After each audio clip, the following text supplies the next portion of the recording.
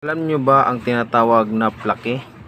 Ang plaki mga boss, yun yung alahas na silver na kung saan pinabalot siya ng ginto. Kagaya ng 18K at ng 14K or kaya mas maganda kung mga 21K.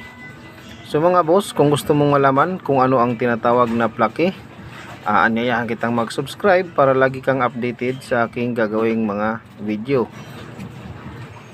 Dahil ang channel ko po ay nagtuturo at nagbibigay ng mga tips kung paano tayo sumuri ng mga alahas at sa mga uri or kung paano ang pagtubog at kung pwede bang itubog ang inyong mga klase ng mga alahas. So muli, mag-subscribe ka dahil i-upload ko rin sa channel dito, sa channel na ito, kung ano ang tinatawag na plaki. Subscribe mga boss dahil ipapaliwanag kung